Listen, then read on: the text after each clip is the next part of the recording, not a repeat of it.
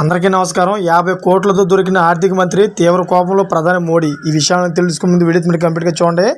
అప్పుడే మీకు complete information ఏంటో అర్థమవుతుంది. అదేవిధంగా చాలామంది వీడియో చూస్తున్నారు కానీ సబ్స్క్రైబ్ చేసుకోవడం మాత్రం మర్చిపోతున్నారు. దయచేసి సబ్స్క్రైబ్ చేసుకోండి. సబ్స్క్రైబ్ చేసుకోవడం వల్ల నేను చేసే ప్రతి ఒక్క అప్డేట్ మీరు ముందుగానే పొందగలుగుతారు.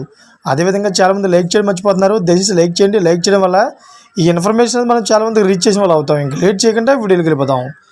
ఫ్రెండ్స్, ఆదర్శ్ అయ్యర్ పిటిషన్ దాఖలు చేసిన పిటిషన్లో కేంద్ర మంత్రి జేసీ నడ్డా, ఇద్దరు సీనియర్ కర్ణాటక బీజేపీ నాయకులు నళిన్ కుమార్ కటీల్, బీవై విజయేందర్ పేర్లు కూడా ఉన్నాయి. అయితే ఎలక్ట్రల్ బాండ్లు విధానపరమైన అంశమని, ఈ ఆరోపణలు రాజకీయ ప్రేరితమని బీజేపీ వాదిస్తోంది. నిర్మలా సీతారామన్కు మద్దతుగా బీజేపీ నేతలు వాదిస్తున్నారు.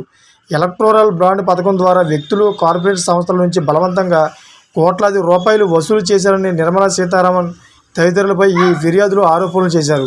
అయితే ఇందుకు గాను ఈడీ దాడులను వాడుకున్నారని ఆరోపించారు. ఎలక్టోరల్ బాండ్ల ద్వారా డబ్బులు వసూలు చేశారనే ఆరోపణలపై కేంద్ర ఆర్థిక మంత్రి నిర్మలా సీతారామన్పై ఎఫ్ఐఆర్ నమోదు చేయాలని బెంగళూరు కోర్టు ఆదేశించింది. చట్టసభల సభ్యులపై విచారణ జరిపే ప్రత్యేక కోర్టులో జనాధికార సంఘర్షణ పరిషత్తుకు చెందిన ఆదర్శ్ అయ్యర్ పిటిషన్ దాఖలు చేసిన నేపథ్యంలో ఈ పరిణామం చోటు చేసుకుంది. ఈ విషయం తెలుసుకున్న కేంద్ర ప్రధానమంత్రి అయితే తీవ్ర కోపంలో తెలుస్తుంది. ఎందుకంటే హయాంలో ఉన్న గవర్నమెంట్ యొక్క ఆర్థిక మంత్రి మీద కేసు వేయడం మామూలు విషయం కాదు.